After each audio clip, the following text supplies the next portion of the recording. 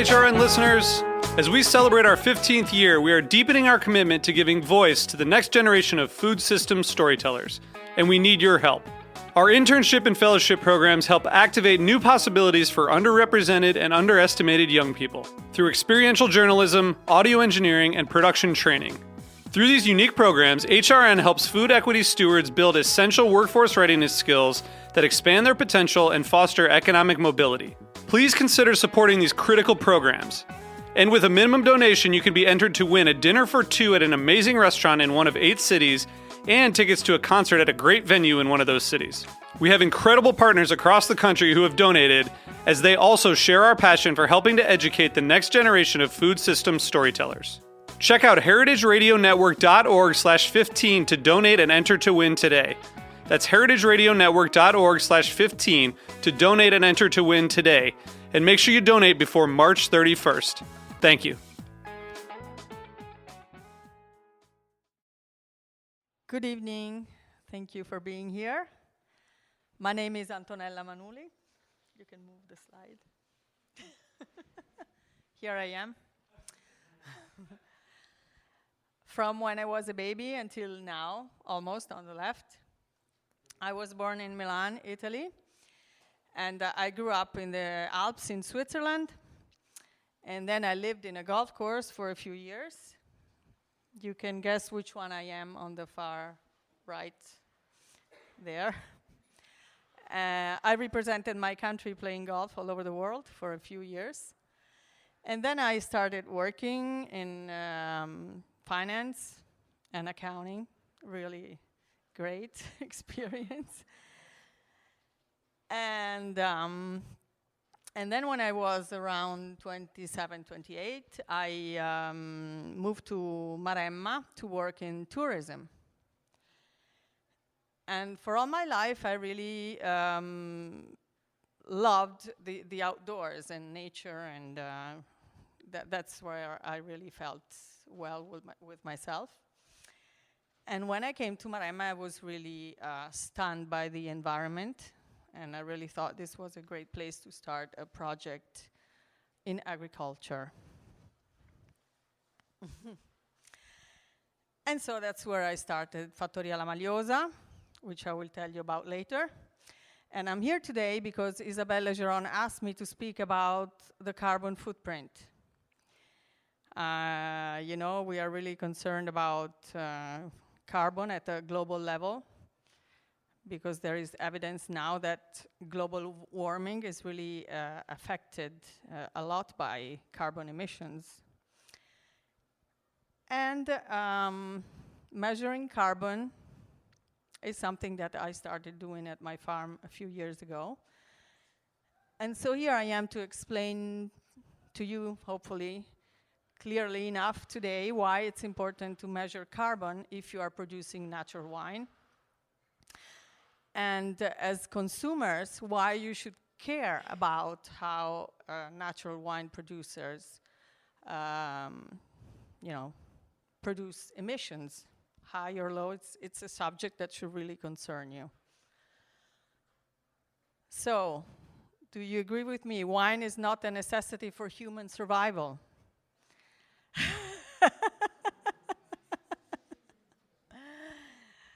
Well, yes, of course. It is emotionally, right? And it's been with us for all of human history. So it's really a product that is has a lot of culture. It's not just an agricultural product. It's a lot more. But still, we can live without wine. So why am I saying this? Slide. I say this because if we are producing something that is not necessary for our survival, we should feel a little bit more responsible about how we produce it. And we should even more feel responsible if we are in the sector of natural wine. So we are pretending to tell consumers that we're doing something different and maybe better with our environment. So it's not so clear in this slide, but you see a nice, beautiful vineyard. What is behind this vineyard? This, I think, is a vineyard in Piemonte, in the Barolo area, which is very nice, very beautiful. But the question is, you know, while we are producing wine, is this something that pollutes our environment? Yes. The answer is yes. It's very polluting. The production of conventional wine is very polluting. It's not just the obvious pollution that you can see in this slide, where we have some treatments being done, okay? But if you look at the soil, you can see how this heavy machinery is really compacting. This is damaging your soil life. And also, you see how there is no grass.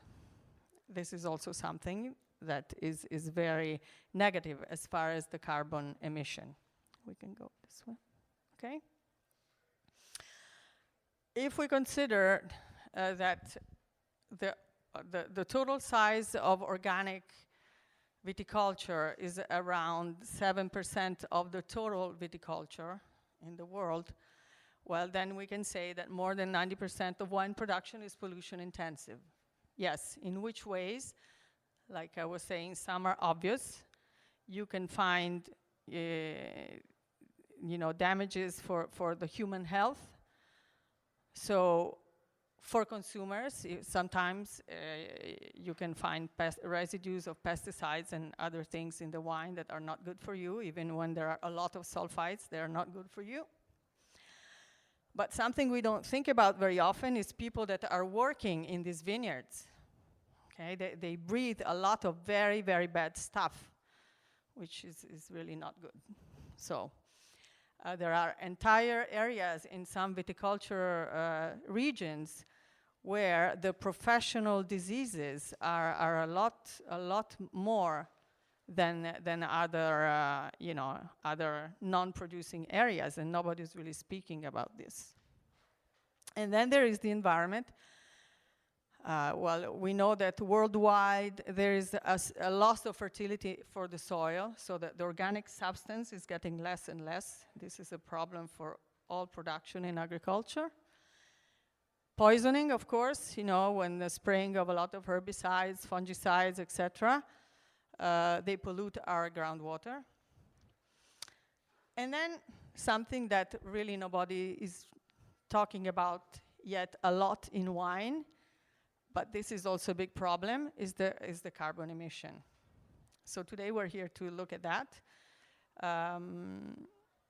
You can produce carbon in the vineyard, in the cellar, and in the packaging. So you need to look at all sides of your product, starting from the vineyard and finishing with your packaging.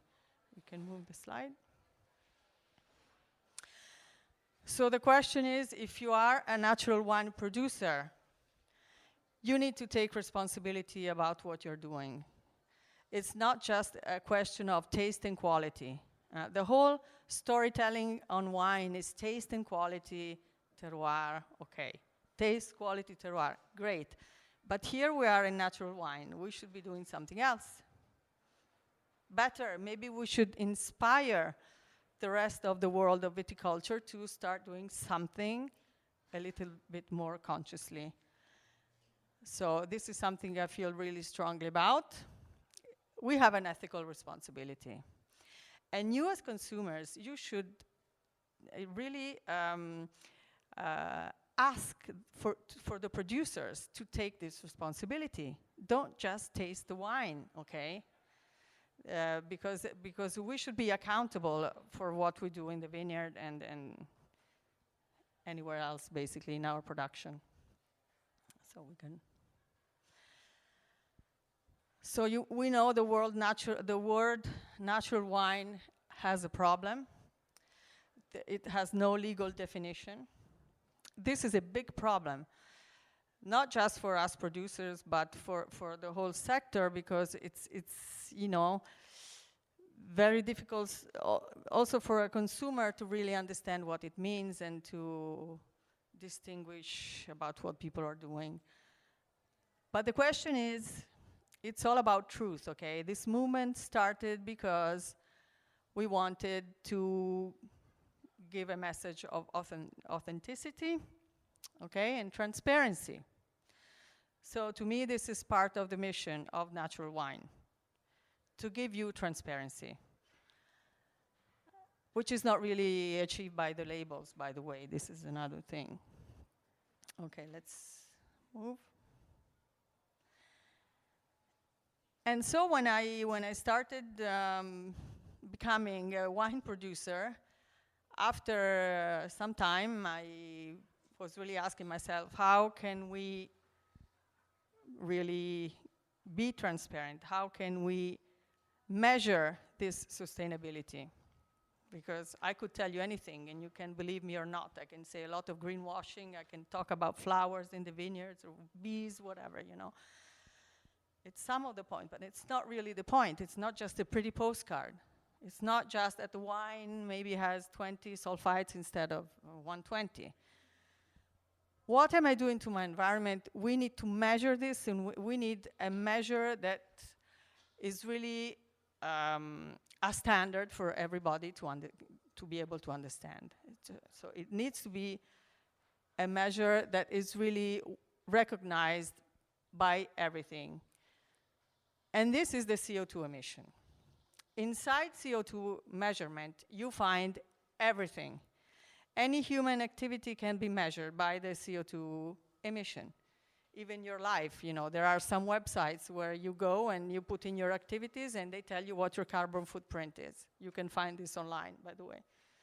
And so this is, when I came across this, you know, I by chance, I went to a conference that was held by people of the University of Siena, and they were starting to work on this for some wine consortiums in the province of Siena.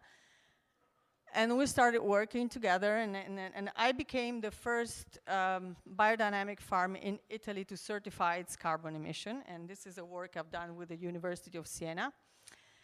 And this really was very interesting to me, because it was not only an assessment, but it gave me some clear guidelines where I could improve and not change anything, you know, with not so much effort, how I could be a lot better to my environment.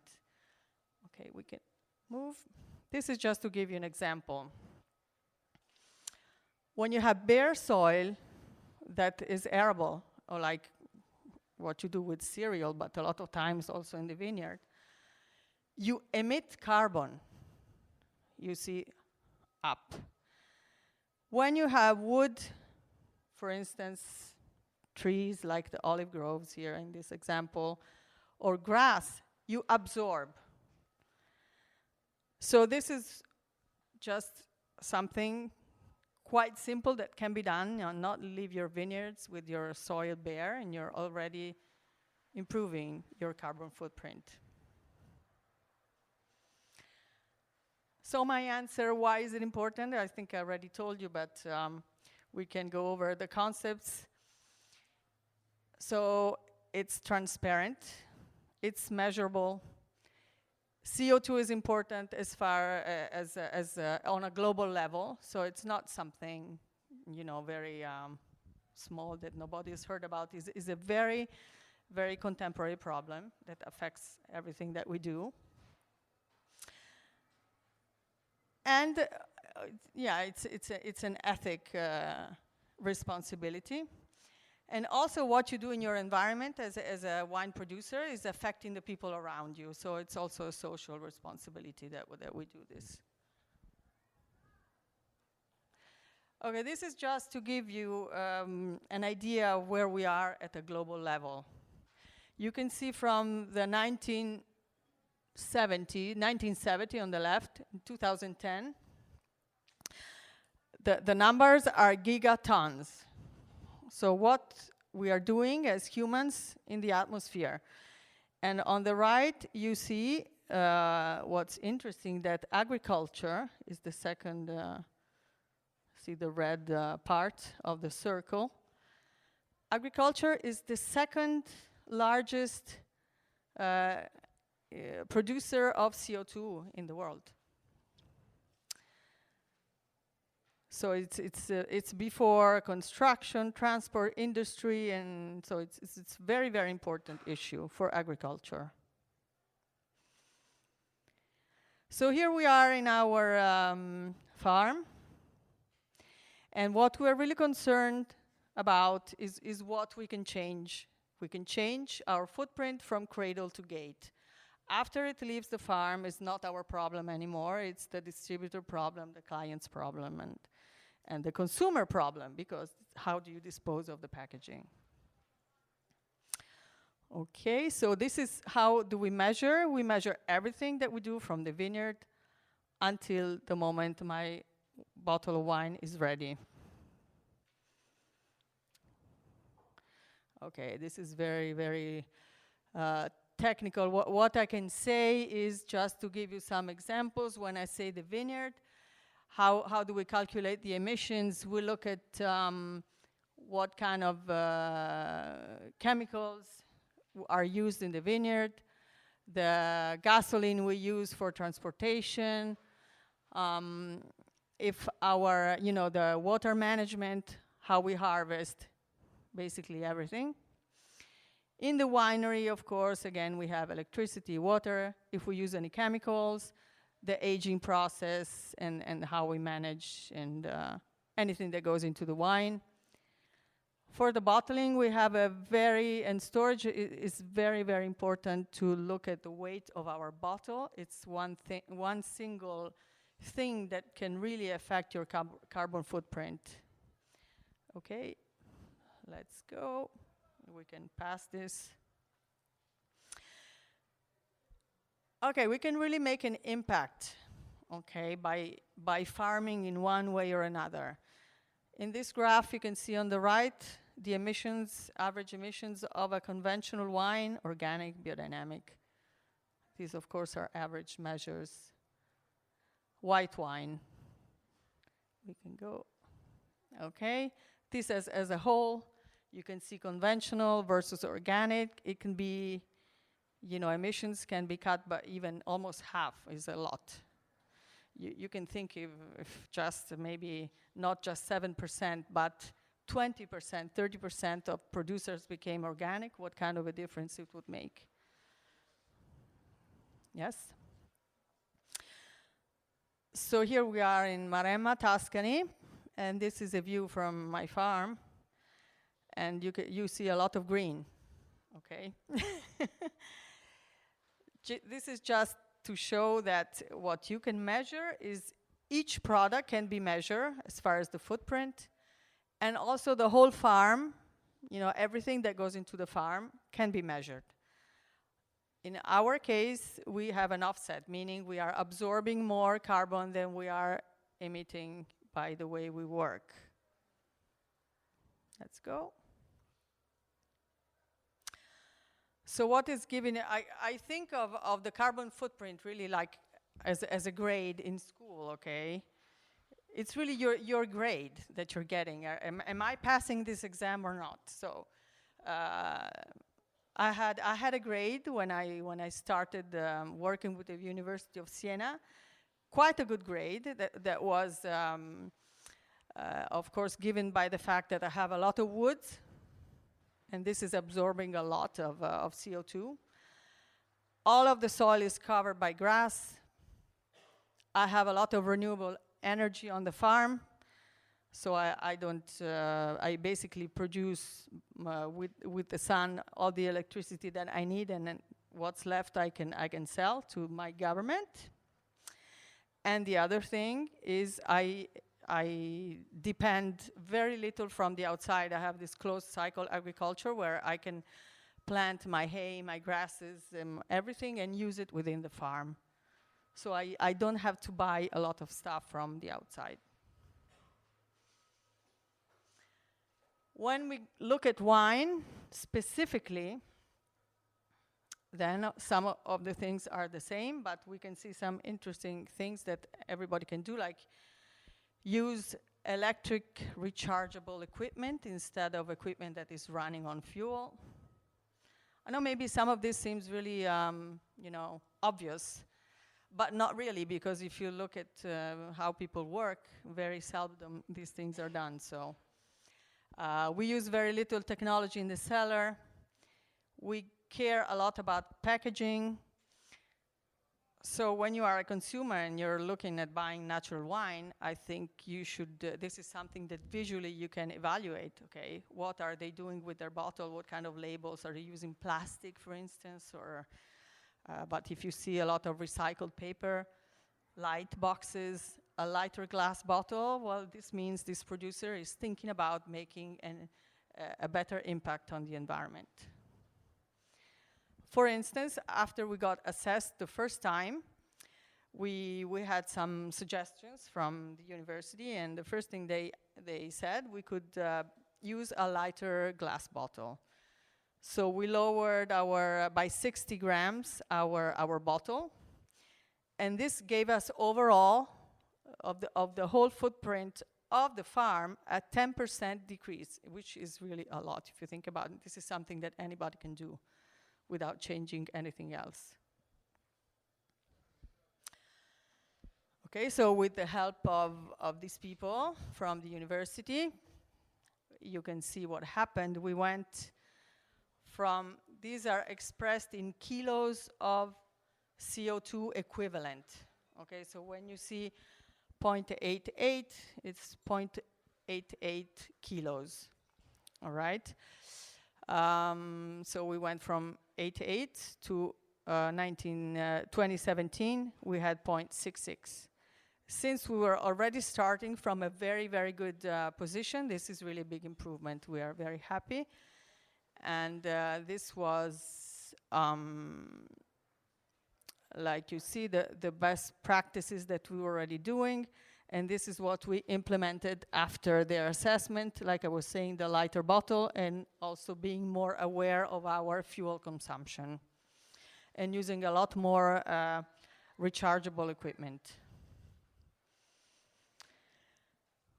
So here we are, we have this bottle. They are pouring this wine that you are seeing here. This bottle in particular had 0.81 kilograms. I don't think it's the 216, but it's about the same.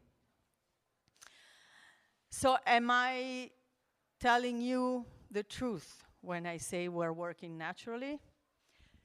Well, you can tell from this slide, yes, I'm telling the truth, because most of my carbon footprint is coming from the vineyard. We're almost not using any carbon in the cellar. You can see 58% in the vineyard, 0.3% in the cellar. So when I tell you I'm not using any technology, yes, you can see I'm not using any technology. And of course, the packaging is a very important part of my footprint. This slide is going around. I know it's hard to read the numbers from far, but there is a slide going around with this graph. Okay? Okay, we can go. One other thing that I mentioned, what we are doing is really affecting our community. Okay, it's not just the wine, it's not just what we're doing. There are people living around us. There are, humans and animals and all sorts of life living around our farms. And if we are working in natural wine, we should be concerned. Okay? So there is a way, this is a very, very new measure. It just came out. I was part of a study, also by the university, to calculate the social LCA, meaning how the carbon emissions are affecting what is around you. This is just a graph to show you that really the implication of this can be, what is nice about the carbon footprint is it has direct and immediate implications. I mean, you can really change something. You can really also assess how you are changing things. It's not some theory, or okay. All right, I would like, then please ask me any questions, because I know this is kind of technical, and it can be complicated if you hear it the first time, but I really think that as producers, we have to be very careful of greenwashing. If I say something to you, I should be able to prove it to you in some way and to give you some kind of a measure. We should really start bringing relevant storytelling to the market, okay? I think natural wine, if it's wants to become a more mature product, a more mainstream product, they need to behave in a, we as producers need to become more critical towards ourselves, more professional, and more rational in a way. And if we are to be transparent, we're really transparent. I mean, give you something that you can verify. This is even more important because we have no legal definition, you see. If we had a legal definition, well, we could say we're doing everything by the law and that's it. Like organic, okay? I'm organic, I have a certification, I'm doing everything by the book, okay? But when I also say I'm more than organic, I'm natural, well, how are you working? You know, the carbon footprint has everything inside. And by this QR code that you can find, for instance, on my bottles, it logs you onto the website, the page where all my carbon footprint calculation is explained. So thank you for listening to me. Please ask me any questions. Yes. How common, first of all, thank you for the presentation. This is very forward-thinking in the wine world. I was going to ask, how common is it among winemakers to discuss these types of things? Is it gaining traction amongst other natural winemakers? How prevalent is this conversation among natural winemakers currently? Yeah, thank you for your question. It's not prevalent at all. In fact, like I said, I was the first biodynamic farm in Italy to do this, and I did it like 3 years ago, you know. And so far, I think we are two. The other one is the man sitting there in the back. So it's not really, okay, but it should. I really feel strongly about this. So last night, I went back to my hotel, and I found this postcard. We're making efforts to reduce our carbon footprint.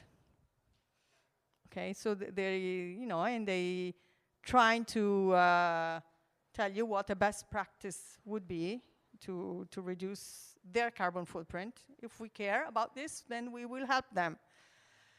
This is not something you will ever hear from a wine producer, I think. Have you ever heard about any wine producer say something like that?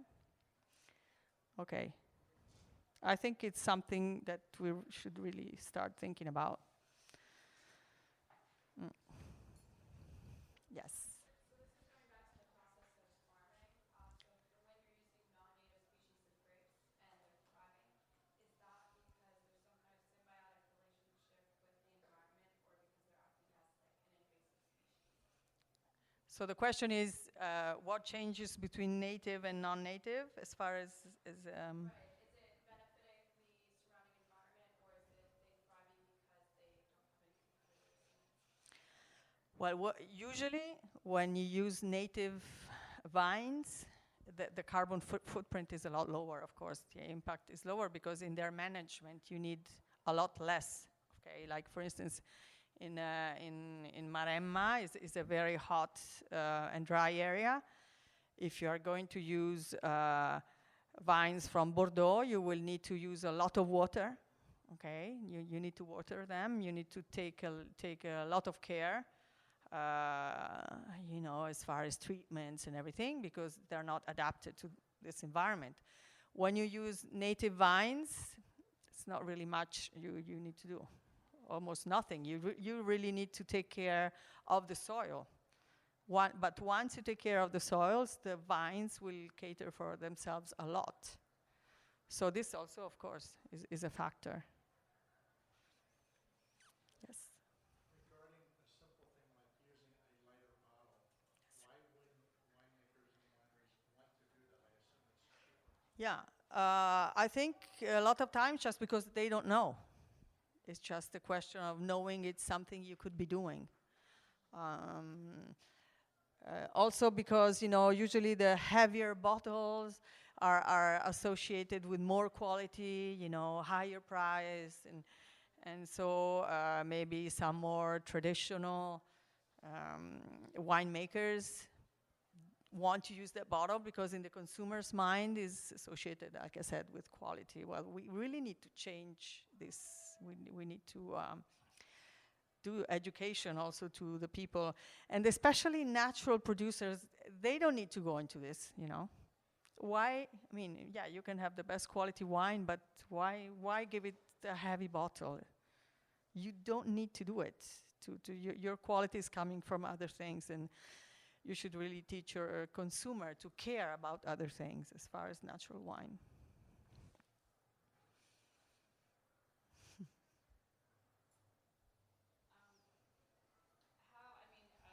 I know that you said that one of the practices that you use in the vineyards that you'll see is that you have grass on the soil. Yes. And so when we're talking about terroir, which is Mm-hmm. something that's so interchangeable in the wine world and so important, how would you explain that to a consumer when you're talking about terroir, but you're implementing all of these greenery in your vineyard? Like, how would you present that to a consumer Mm-hmm. who's more on the scale of terroir? Okay, well, terroir means place, right? It's the place. Okay.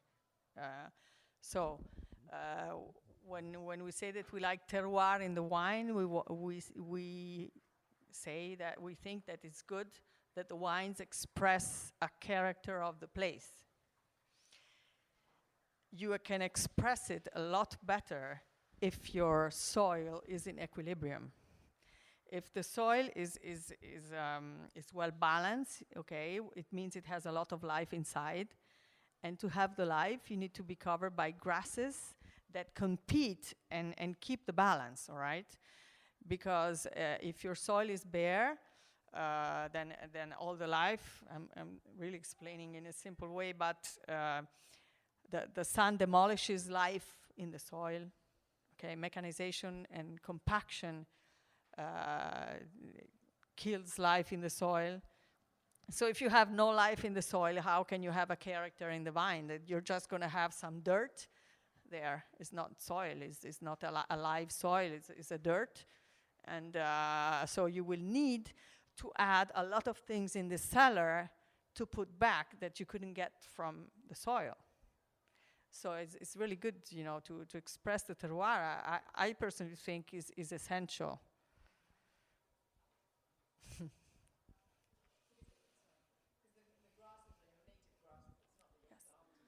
No. Also, this is not so simple to do like the glass bottle, because if you're coming from a conventional cultivation, it will take a few years in order, for all the grasses to reach a balance. So you need to be a little patient if you are converting.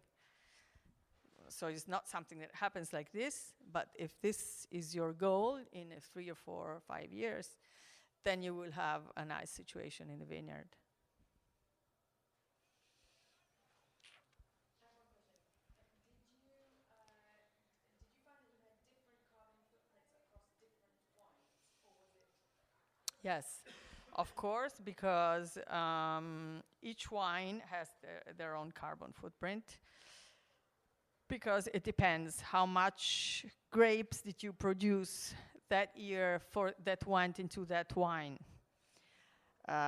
Say you have a vineyard, a hectare of vineyard with different varieties in it, and they're making 2 or 3 wines. I am doing things the same for all of them, but then if I'm only producing, say, 10 bottles of one wine and 1,000 of another wine, of course, the 1,000 bottles will have a lower footprint because all the work gets more distributed, so it depends really on the quantity produced. But it's not a great difference. Okay, of course, and it's always a lot lower than the production of a conventional wine, because the cellar is practically zero for all of the wines, so. Go ahead. In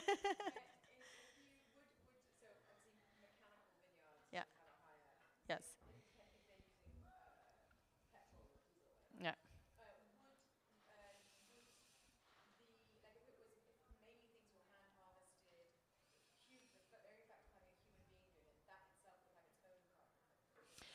Well, of course, manual management has very, very low, almost non-existent carbon footprint. Of course, you cannot do everything manually. It's also hard to find workers that nowadays agree to work manually. It's not so easy. This is a big challenge.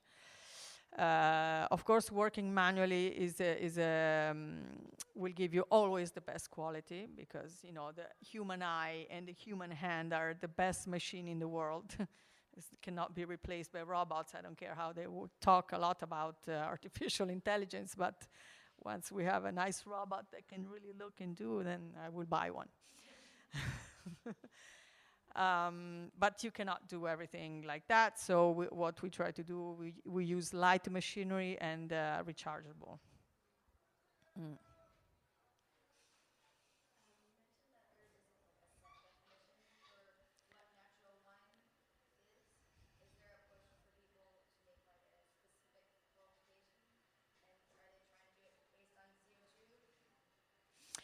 Now, not really. No, no, no. You mean if people that make natural wine are trying to define natural wine? Some people are trying to give some explanation about what it is, like Isabelle Legeron in her book. She gives, but you know that's really not easy, because when you don't have a legal definition, you can maybe find similar explanations, but they will never match. So what I really think the point really is the difference of natural wine. You are incorporating an ethical value in the wine. Okay, so this is the big difference. And the ethical value is caring about humans and the environment.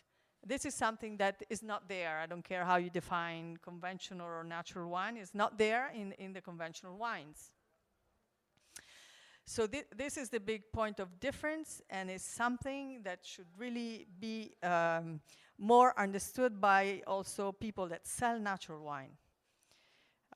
They're not just selling, you know, good wine, hopefully, but I think people are caring a lot about these aspects. It's just not yet carried out in the storytelling of natural wine enough. So I think natural wine needs to make a little bit, you know, different level from the you know, because it started as a rebellion against conventional wine, but this is like a baby phase of natural wine. Now we need to grow up a little bit. What do you think it will take for the natural wine community to take environmental practices and carbon more seriously? I think leaders in the movement should take maybe a stand towards these aspects and make the producers understand it's important. Like I think Isabelle is doing a great work also by calling me to speak about this. I think, you know, is something new, I think. And they need to start, you know, they are the people that are heard by the media and have a voice. So these people should start speaking about this. Yeah. I don't think we are a society that functions a lot by media, you know, and so that's the way to go, I think. Yeah. You mentioned that native grasses, allowing the growth of native grasses helps terroir, and also that native varietals are less Yes. carbon intensive. Does that suggest that plots that are maybe a mix of native varietals, like native to one area, are like would produce wines that are the least carbon intensive and best expressive of the terroir? For sure, absolutely, less carbon intensive. This is just a fact. Expressive of the terroir, of course, then you also have the human hand, you know what I mean? The producer needs to be able to make good wine, so this is not just automatic. But for sure, the carbon emission would be lower, yes, definitely. So don't you growers do more planting multiple varietals on one plot instead of? It's not just the multiple, you see. I mean, I can have 1 hectare, like I do, in fact. I have an old vineyard. Like all the old vineyards, traditionally, they were planted by more than one variety, but also with some rationality. So all the whites on one side, all the reds on the other side, and also it's something that maybe can go, if on one plot I have different types of soils, maybe I can look at that and see which of the varieties is more adapted to the one soil. But you will not have so many varietals on just one. Okay, so you will always have one main variety for that plot. Yeah, I think. Would you say a lot of your practices fall into biodynamic, where your vineyard has this symbiosis, where you're working with everything within the vineyard? You're allowing the pests to kind of thrive, and then, like to just live and thrive on its own. Okay. I am biodynamic in a way that doesn't have anything to do with the Demeter certification, okay? Because they're not synonymous. Biodynamic means you have a closed cycle agriculture or viticulture, okay? We gave a name to what we do, which is Metodo Corino. It's a method that we studied and implemented. But what it really is a closed cycle agriculture that is only using vegetable materials in the vineyard, so we're not using anything from animal sources. And whenever possible, which is, I have a big farm, so for me it's possible, we use hay and all the vegetable materials grown within the farm. So this really is increasing, like you were saying, is increasing a lot the terroir, because I have the wild grasses from, native grasses, and I'm using hay in the vineyards, and this is all really increasing a lot the concentration of my terroir in the vineyard.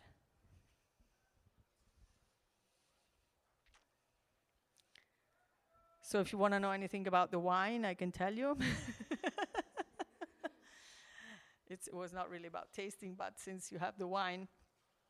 So this wine, of course, after all I've said, so we are using the native grape. It's called Procanico. Procanico is a very, very ancient grape dating back from the Romans. It was already mentioned by Plinius, which was one of the first agronomists to actually write an agronomical treaty. And it's a grape that has become very rare because it's not very suitable to mechanized management, and also has very low yields. This is coming from an old vineyard of 60 years. And this Procanico is from the family of Trebbiano, but it's not Trebbiano, it's nothing to do with Trebbiano. It's very small bunches, pink. It's fermented with skins. We like to have very slow fermentation. Also, one thing about this management of the vineyard will not give you any problems with wild yeast fermentation, because also on the skins you will have a lot of wild yeasts if you cultivate like this. Okay, so it's and very slow fermentation, so about 4 weeks, and that's it. It has 0 sulfites, completely 0 sulfites, and I don't like so much to describe wines because I like to leave it to the taste. But let's say that typical characteristics of this varietal is honey. The more it stays in the glass, the more you should be able to smell herbs, or a lot of or erbe officinali. Anyway, the wild herbs. Actually, I can actually smell the herbs the dry herbs in my vineyard. It's quite amazing. It comes out. And it's a 2016. And this wine actually got an award, which is quite unusual for a natural wine, because it got an award in a conventional wine prize at Vinitaly last year. Yeah.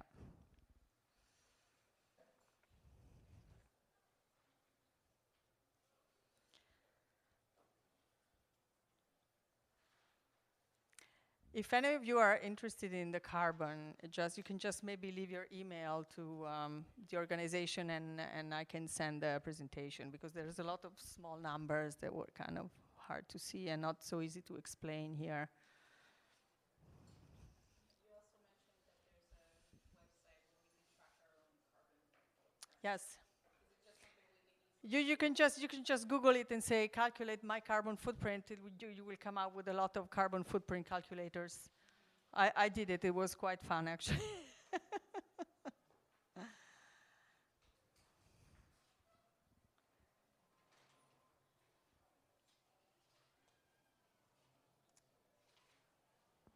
Any more questions?